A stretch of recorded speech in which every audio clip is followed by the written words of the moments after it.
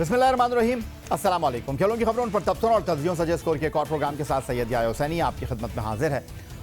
Headingley Leeds, जहां Pakistan cricket team ने सरफराज अहमद की क़यादत में वर्ल्ड कप 2019 के ग्रुप मैच में अफगानिस्तान की टीम को इमाद वसीम की शानदार कारकर्दगी के बायस शिकस्त से दो चार किया था, वही हेडिंग्ले लीड्स टीम पाकिस्तान की T20 सीरीज़ में तीसरे मैच से पहले ही शायद ट्रॉफ़ी के हवाले से एक अहम कामयाबी साबित हो सकता था। लेकिन टॉस टीम पाकिस्तान के कप्तान बाबर आजम ने जीतकर वो फैसला किया जिसने टीम पाकिस्तान को शिकस्त के गड्ढे के अंदर गिराने में अहम किरदार अदा किया।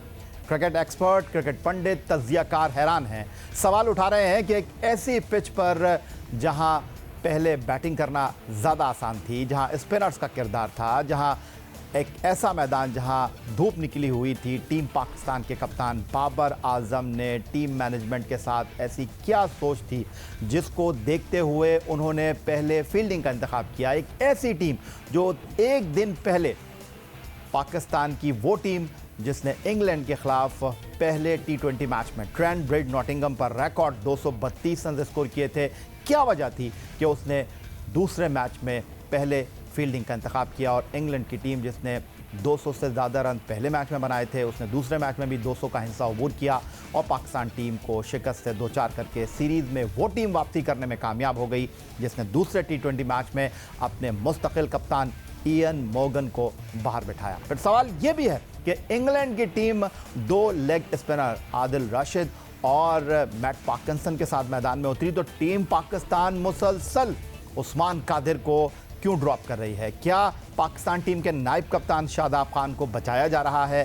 क्या उनके लिए राह हमवार की जा रही है? क्या उस्मान कादिर से कोई डर है? ये वो सवालात हैं जो टीम पाकिस्तान की हेडिंग्ले लीड्स में शिकस्त के बाद अब सर उठाने लगे। पाकिस्तान और इंग्लैंड के दरमियान सीरीज़ का तीसरा और आखिरी T20 match old Trafford Manchester Lancashire county के होम ग्राउंड पर खेला जाएगा और जो टीम वो मैच जीती सीरीज़ उसके नाम हो जाएगी। तो क्या पाकिस्तान टीम ने इस सीरीज़ में जीत का एक यकीनी मौका हाथ से गंवा दिया? गुफ्तगू के लिए टेलीफोन लाइन पर हमारे साथ मौजूद हैं टेस्ट ऑफ स्पिनर कौमी सिलेक्शन कमेटी के साबिक़ रुकन तौसीफ अहमद साहब और उनके साथ हमारे साथ ज्वाइन कर रहे हैं पाकिस्तान के टेस्ट फास्ट बॉलर क्रिकेट के सिकंदर बख्श साहब, जिनसे गुफ्तगू की शुरुआत करेंगे। सिकंदर बख्श साहब, पाकिस्तान टीम ने एक यकीनी जीत का मौका, अगर मैं ये कहूँ, अपने हाथ से गंवा दिया तो शायद ये कहना गलत नहीं होगा। एक आम तासुर, एक आम अंदाज यही होता है कि जो भी कप्तान टॉस जीतता है वो पहले बल्लेबाजी करने के लिए जाता है। अगर आपको याद हो 2019 वर्ल्ड कप में भारत से हमारा मैच ओल्ड ट्रैफर्ड मैनचेस्टर में था जहां तीसरा T20 मैच खेला जाना है।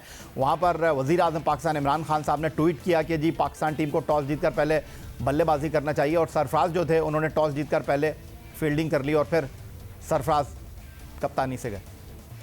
या देखो, बात इसलिए कि मैं चलो ये कहता हूँ कि आप टॉस जीत के बैटिंग करें या बॉलिंग करें, वो तो सेकंड फेज है।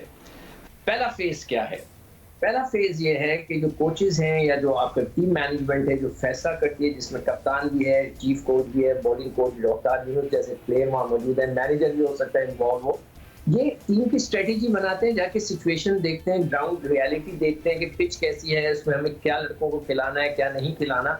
तो जो पहला फेज था उसमें तो वैसे ही वो फेल हो गए थे, वो रीड ही नहीं कर सके पिच को। गोरो ने 3 स्पिनर खिला दिए, जिनमें से 2 राइट आर्म लेग स्पिनर खिला दिए। पार्किंसन को तो मैं हैरान था पहले मैच के बाद, ये भाई कहां से आ गया ये बॉलर, ये तो बॉलर ही नहीं लगता, इतनी पिकी बड़ी थी।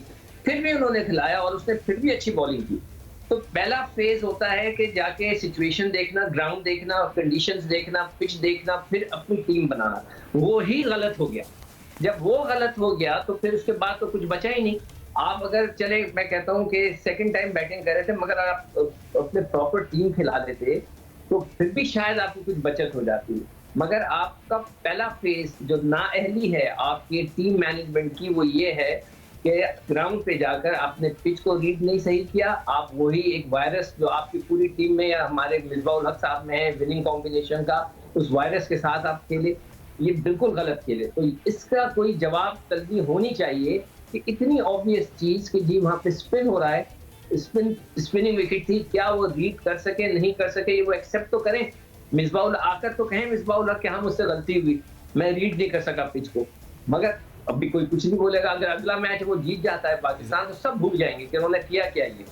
तो ये एक बहुत बड़ी गलती की है टीम मैनेजमेंट ने, अपने पहले फेज में टीम को पिच को रीड नहीं किया प्रॉपर। ठीक है, सिकंदर बख्श साहब हमारे साथ मौजूद हैं और गुफ्तगू में आप शामिल करेंगे टेस्ट ऑफ स्पिनर कौमी सिलेक्शन कमेटी के साबिक रुकन तौसीफ अहमद साहब को। तौसीफ अहमद साहब, 1987 में इकबाल कासिम के साथ आपने बेंगलोर टेस्ट मैच में टीम पाकिस्तान को जीत दिलाने में अहम किरदार अदा किया था।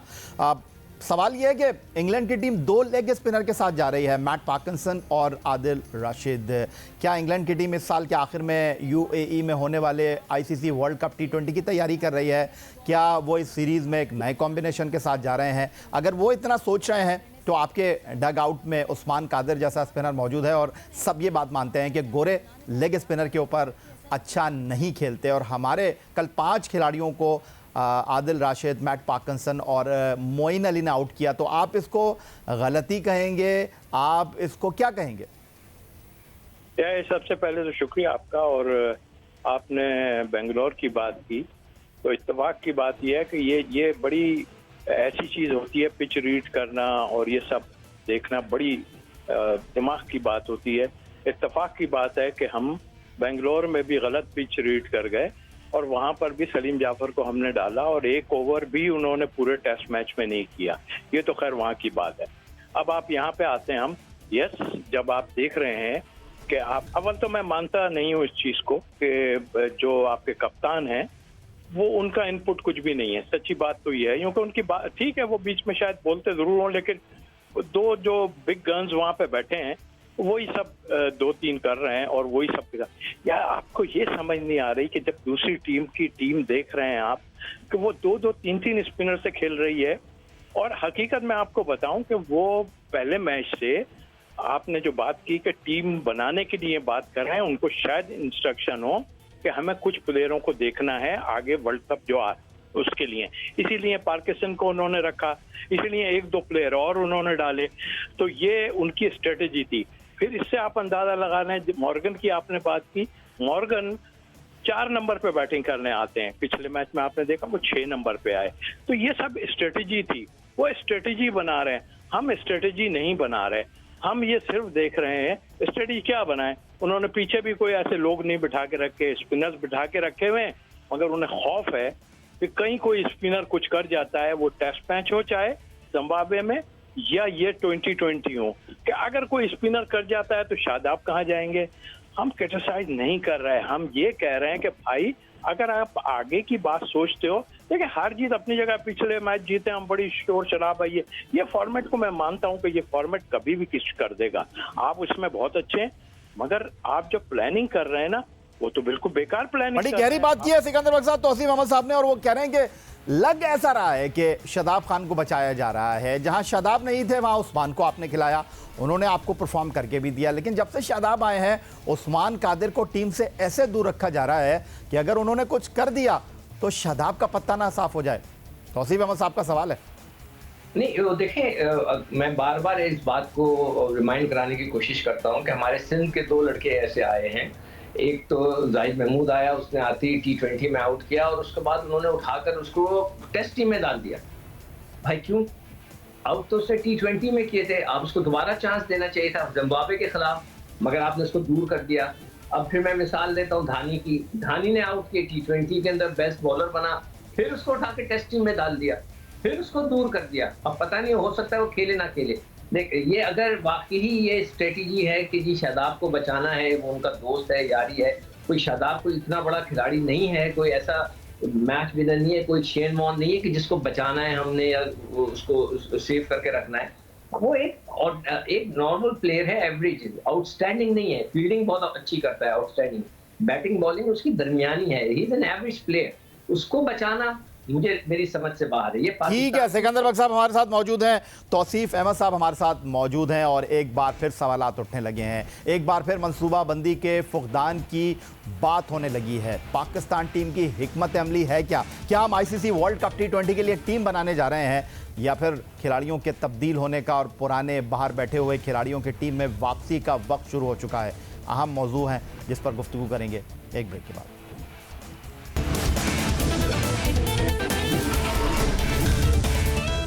दौरा इंग्लैंड में टीम पाकिस्तान को T20 सीरीज़ के पहले मैच में कामयाबी मिली तो सुख का सांस टीम मैनेजमेंट ने लिया।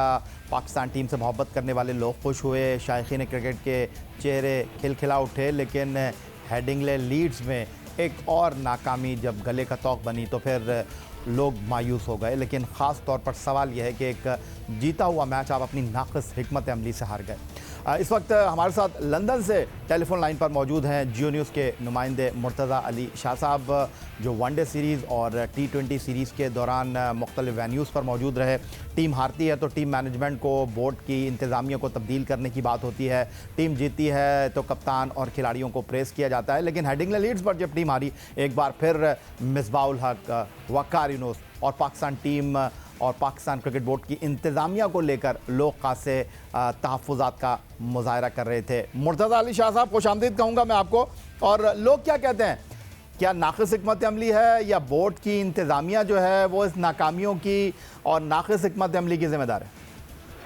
ये यहाँ पर लोगों की जो सबसे बड़ी फ्रस्ट्रेशन ये है कि जो आपको मैं दो बातें बताऊँ, जो नॉटिंघम में पाकिस्तान ने जो T20 खेला उस पर तो लोग बहुत खुश थे, चूंकि उस दिन बड़ा जबरदस्त टीम एफर्ट सामने आए। लेकिन लोगों का जो पक्का जो एक परमानेंट जो एंगर है वो इस बात पर है कि जो वनडे की जो सीरीज थी वो वाइट वॉश, क्योंकि पाकिस्तान ने 3 में से 1 मैच भी नहीं जीता।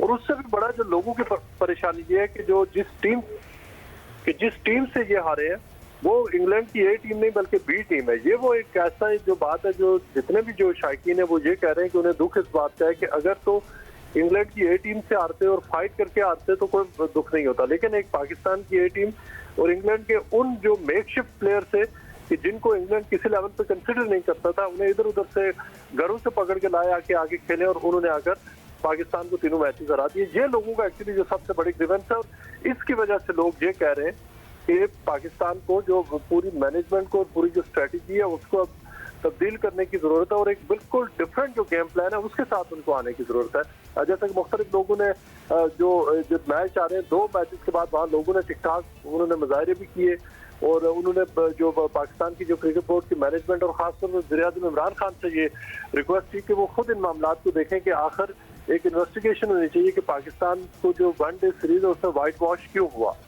जी तौसीफ अहमद साहब, जब मुर्तज़ा अली शाह साहब की आपने गुफ्तगू सुनी और वज़ीर आज़म पाकिस्तान इमरान खान साहब ओवरसीज़ पाकिस्तानियों को बड़ी कदर व मंजिलत की निगाह से देखते हैं, उनकी खिदमात को सराहते हैं, बिल्कुल दुरुस्त बात है। लेकिन अब जब ये ओवरसीज़ पाकिस्तानी ही टीम की कारकर्दगी पर वज़ीर आज़म की तरफ देख रहे हैं, एक साबिक़ कप्तान की तरफ देख रहे हैं, तो आपको लगता है कि वज़ीर आज़म उनकी आवाज़ पर कान धरेंगे? आपको लगता है कि तब्दीली होगी? देखिए, सबसे पहली बात तो हम में कुछ ऐसी चीज़ें हैं कि जैसे हम जब जीते तो एकदम जो हम ऐसा कुछ कर देते हैं, पब्लिक भी और जाहिर है, लेकिन सीकू मेरे से एग्री करेगा कि हम जो खेले हुए लोग हैं हम ज़रा डिफरेंट उससे देखते हैं कि हम ये देखते हैं कि पिच से लेके उसके बाद क्या 11 की टीम खेल रही है, क्या स्क्वाड है हमारा, दूसरी टीम का क्या स्क्वाड है, हम ये सब चीज़ वॉच करते हैं और उसके बाद अपना तजिया देते हैं। जाहिर है लोग बाहर जो हैं जितने वो उम्मीद थे काफ़ी थे और ये स्कोर होने वाला स्कोर था, ऐसी बात नहीं थी। आपने गलत टीम खिलाई, आपने गलत वो लिया कि आपने पहले बैटिंग की या बॉलिंग की, ये एक डिफरेंट चीज़ है। बट आई थिंक मेरा ख्याल है, देखिए जैसे आपने शुरू में कहा था कि सरफराज को कहा गया, उन्होंने नहीं किया तो उन्हें कप्तानी से हटा दिया। अब क्या वज़ीर आज़म साहब इसको हटाएंगे?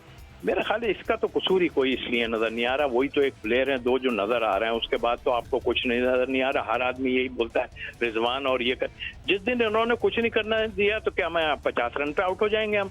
नहीं, ऐसा नहीं है, इसका नहीं है। वो सारी मैनेजमेंट बैठ के सारी डिसीजन ले रही है और बात यह है खेले हुए लोग अगर गलत डिसीजन लें, जैसे सिकंदर ने बात की कि धानी 20 का प्लेयर, ऐसे कई और जो है कि गलत फॉर्मेट में आपने डाल दिए, तो आप ये बनाने की कोशिश नहीं कर रहे हैं, आप तो और बिगाड़ने की कोशिश कर रहे हैं। मुर्तज़ा अली शाह साहब, ये तौसीफ अहमद साहब कहते हैं मासूम कप्तान है बाबर आजम, अगर उनको निकाल देंगे तो रन्स कौन करेगा? आपने जो है वो ट्रेंट ब्रिज में भी एक खातून से बात की और उन खातून से आपने एजबेस्टन में भी बात की थी, और जब बाबर परफॉर्म करते हैं तो वो इस हद तक जज्बाती हो जाती हैं कि वो कहती हैं कि जी बाबर आजम को तो वज़ीर आज़म होना चाहिए। तो मैं आपसे ये जानना चाहता हूँ कि ओवरऑल लोगों का क्या कहना था लीड्स में नाकामी के ऊपर? आपने बहुत सारे लोगों से बात की, अब वो क्या कहते हैं कि फिल फॉर टीम में तब्दीली होनी चाहिए, वो क्या समझते हैं खिलाड़ी ख़राब खेल रहे हैं, वो क्या समझते हैं मैनेजमेंट अलग है? इसमें भैया जो हमने लोगों के इंटरव्यूज किए और कई सौ लोगों के, उसमें जो अगर तो 2 प्लेयर्स को लोगों ने बाकी अप्रिशिएट किया है कि उन्होंने हमारी कुछ इज्जत रखी है, तो वो बाबर आजम है और रिजवान है। इनके ऊपर इनके हवाले से लोगों की एक पॉजिटिव राय है कि इन्होंने बाज मैचेस में बड़ी अच्छी परफॉर्मेंस दी। कल वाले मैच में लोग बाबर से भी मायूस नजर आए कि बाबर को ज्यादा खेलना चाहिए था, लेकिन लोग ये भी कह रहे हैं कि अब ये हालत हो गई है कि सिर्फ 2 प्लेयर्स हैं, यानी पूरी उम्मीद है सिर्फ 2 प्लेयर्स हैं कि अगर वो नहीं खेल सके तो फिर बाकी भी जो है ना वो कोलैप्स कर जाते हैं। तो इसमें जो लोगों का असल मुतालबा ये है, वो ये कह रहे हैं कि बाद ऐसे प्लेयर को बार बार नाम, मैं किसी का नाम यहाँ मेंशन नहीं करूंगा, कि वो लोग अनफिट हैं और वो सिफारिश की बुनियाद पर आए हुए हैं। लोगों का मुतालबा ये है कि जो पीसीबी की मैनेजमेंट है वो पूरे जो इस वक्त जो करंट लीडरशिप है उसको लीडरशिप को चेंज करे, नई स्ट्रेटेजी के साथ नए लोगों के साथ आए और जो क्रिकेट को एक डिफरेंट डायरेक्शन में करें, क्योंकि लोग ये कह रहे हैं कि जो करंट जो फार्मूला है वो इंग्लैंड में बड़ा बुरी तरह से नाकाम होता नजर आया है। जी बहुत शुक्रिया आपका मुर्तज़ा अली शाह साहब, लंदन से हमारे साथ मौजूद थे और ज़बान ख़ल्क़ को नक़ारा खुदा जानो, और लोग जो पाकिस्तान टीम को देखने के लिए, पाकिस्तान टीम को सपोर्ट करने के लिए इंग्लैंड के मुख्तलिफ़ शहरों से मुख्तलिफ़ शहरों में जाकर मैच को विटनेस करते हैं, उनके दिल टूट जाते हैं, उनके आंखों से आंसू निकलने लगते हैं जब टीम परफॉर्म नहीं करती। सिकंदर बख्श साहब, ये जो लोग बात कर रहे हैं, और तौसीफ़ अहमद साहब तो कह रहे हैं कि जी बाबर आजम फ़ैसला करते ही नहीं हैं, तौसीफ़ अहमद साहब तो कह रहे हैं कि फ़ैसला तो टीम मैनेजमेंट करती है, 2 साबिक कप्तान जो कि इस वक्त मैनेजमेंट का हिस्सा हैं और वो टीम को चला रहे हैं। तो क्या वाकई ऐसा है? क्या आप इस बात से इत्तेफाक करेंगे कि बाबर आजम जो है वो कहते थे मोहम्मद हफीज़ साहब के कुछ कप्तान टॉस के कप्तान होते हैं? मैं ये नहीं कह रहा, लेकिन मैं ये ज़रूर कहूँगा तौसीफ़ अहमद साहब की बात के ऊपर कि बाबर आजम साहब के फ़ैसलों में पुख्तगी नहीं दिखाई दे रही, वो मुश्किल टाइम पर फ़ैसले नहीं कर पाते। पहले T20 मैच में कुछ लोगों का कहना ये था कि जनाब बाबर आजम से ज़्यादा रिजवान मुताहरिक थे। यार मुर्तज़ा है चला गया जी, शुक्रिया कह दिया मैंने उनको। अरे यार उनको रखते तो मैं जरा उनको बताता था कि ये जो लोग प्राइम मिनिस्टर से रिक्वेस्ट कर रहे हैं, तो ये जो क्रिकेट में जो तब्दीली आई है वो तो प्राइम मिनिस्टर लेकर आएगी, तो अब लोग उनसे क्या मतलब आप शिकायत करेंगे? ये जो सारा सिस्टम आया है वो तो प्राइम मिनिस्टर साहब लेकर आए ना यार। मतलब वो मुर्तज़ा होते तो मैं उनको समझाता कि जी जो हमारे प्रोग्राम में सीईओ साहब आए थे उन्होंने अपने खुद मेरे सवाल के जवाब में ये कहा कि जो हमारी क्रिकेट का मैं आपको नंबर दे दूंगा, तो सिकंदर बख्श साहब आप उनको समझा दीजिएगा। तो मैं चाह रहा था कि मैं टेलीविजन प्रोग्राम में उनको एक्सप्लेन करूं ताकि वो लोगों को बता सकें इंग्लैंड के अंदर कि जो पाकिस्तान क्रिकेट बोर्ड। चले मैं प्रोड्यूसर साहब से कहता हूं कि जरा मुर्तज़ा अली शाह को दोबारा लाइन पे ले लें। मुर्तज़ा, एक बार फिर आपको जहमत देने की वजह यह है कि सिकंदर बख्श साहब आपको कुछ बताना चाह रहे थे, वो जो लोग आपसे गुजारिश कर रहे थे कि वज़ीर आज़म तक हमारी बात पहुंचाएं, क्या कह रहे हैं सिकंदर बख्श साहब, जरा सुनिएगा। मुर्तज़ा साहब जी सिकंदर भाई सुने, हमारे प्रोग्राम में आपके सीईओ साहब आए थे। अब सीईओ साहब वसीम खान साहब जो हैं वो कौन लेकर आया? प्राइम मिनिस्टर लेके आए, और जो चेयरमैन है पाकिस्तान क्रिकेट बोर्ड को उनको भी प्राइम मिनिस्टर लेके आए। हमारी पूरी क्रिकेट का सिस्टम बदल दिया गया है। हमारी 25 करोड़ की आबादी में 6 टीमें कर दी गई हैं। आपकी इंग्लैंड की आबादी 61 मिलियन है, यानी कि 6 करोड़ है। आपके पास 18 टीमें हैं काउंटी की। हमारी क्रिकेट को इतना छोटा सा कर दिया गया है। ये सारी की सारी प्राइम मिनिस्टर की इंस्ट्रक्शन से हो रहा है। जो आपके सीईओ मेरे प्रोग्राम में आए थे तो मैंने उनसे पूछा था कि जो आप सब तब्दीली कर रहे हैं ये आपका विजन है? तो उन्होंने कहा नहीं। तो मैंने कहा इस्लामाबाद का है? उन्होंने कहा जी ये इस्लामाबाद का विजन है, हम उसको फॉलो करते हैं। तो सिर्फ मैं चाहता हूं कि आप लोगों को वहां बताएं कि ये जो क्रिकेट में तब्दीली, ये जो क्रिकेट में लोग हैं, ये सारा विजन हमारे नए पाकिस्तान का है। इसलिए कि प्राइम मिनिस्टर साहब खुद चाहते हैं कि मैं क्रिकेट को मतलब वो गहरी नजर रखते हैं, और उन्होंने खुद ये बात कही है कि मैं 40 साल से इस निज़ाम को तब्दील करना चाहता था। तो उन्होंने ये निज़ाम तब्दील करके ऑस्ट्रेलिया का लेकर आए हैं और बाहर से सीईओ और वो चेयरमैन को लेके आए जो इंग्लैंड में रहते हैं, और वो आकर हमारी क्रिकेट चला रहे हैं। तो जब भी आपसे कोई लोग वहां से पूछें तो उनको ये जरूर बताइए कि ये निज़ाम हमारे प्राइम मिनिस्टर की वजह से आया है, कोई ये किसी और का विजन नहीं है। जी मुर्तज़ा, कुछ ऐड करना चाहेंगे? बिल्कुल ठीक कह रहे हैं। जो बात आपने की, एक्चुअली लोग अब ये भी सवाल पूछ रहे हैं, वो ये कह रहे हैं कि जो प्राइम मिनिस्टर है उन्होंने कहा था कि पाक का एक बड़ी मशहूर एक लाइन है कि मैं क्रिकेट को तो मैं ऐसा ठीक करूंगा। तो लोग अब ये भी कह रहे हैं कि इस वक्त जो एक क्रिकेटर है जिनकी पूरी जो एक करियर है वो क्रिकेट पर डिपेंड करता है, तो वो प्राइम मिनिस्टर है, तो उनके होते हुए टीम की ये परफॉर्मेंस है। अब लोग जो फैक्ट है पहले इस तरह सवाल नहीं करते थे, लेकिन इस परफॉर्मेंस के बाद अब लोग काफी इस तरफ जा रहे हैं कि आखिर अब भी अगर क्रिकेट ठीक नहीं हुई, और बल्कि लोग ये कह रहे हैं कि करंटली क्रिकेट जिस हालत में है ऐसी शायद पहले कभी नहीं थी। यानी इस तरह की जो परफॉर्मेंस जो अभी देखने में आई है कि बी टीम से पूरी ए टीम का वाइट वॉश हो जाना, ये लोग इसको बड़ा एक अपने लिए बहुत बड़ी ह्यूमिलिएशन समझ रहे हैं। और लोग ये समझते हैं इस हवाले से कि क्रिकेट में अगर सिर्फ जो चंद लोगों को तो इसका ब्लेम नहीं किया जा सकता, इसलिए कि जो लोग सारे गए हुए हैं वो इस वक्त जो पाकिस्तान क्रिकेट को चला रहे हैं, एहसान मानी साहब, वसीम खान और बाकी जो लोग हैं ये तो सारे बरतानिया से गए और इस उम्मीद के साथ गए थे कि शायद क्रिकेट को वो जो इंग्लिश क्रिकेट है उससे भी बेहतर करें, लेकिन ऐसा होता हुआ नजर नहीं आ रहा। ठीक है जी, बहुत शुक्रिया आपका। मुर्तज़ा अली शाह साहब लंदन से टेलीफोन लाइन पर हमारे साथ मौजूद थे, जियो न्यूज़ के नुमाइंदे। यही आज का हमारा ये प्रोग्राम था। ट्विटर पर आप मुझे फॉलो कर सकते हैं, फेसबुक पर हमारा पेज इसको .geo-news, जहाँ जाकर आप इस प्रोग्राम की क्लिप्स एक बार फिर देख सकते हैं और आप हमें ईमेल कर सकते हैं, अपनी राय से आगाह कर सकते हैं score@geo.tv पर। इस दुआ इस उम्मीद इस तवक्को के साथ कि पाकिस्तान में खेल और खिलाड़ी तरक्की करते रहें। सैयद याहिया हुसैनी को स्कोर की पूरी टीम के साथ अगले प्रोग्राम तक के लिए इजाज़त दीजिए। अल्लाह ने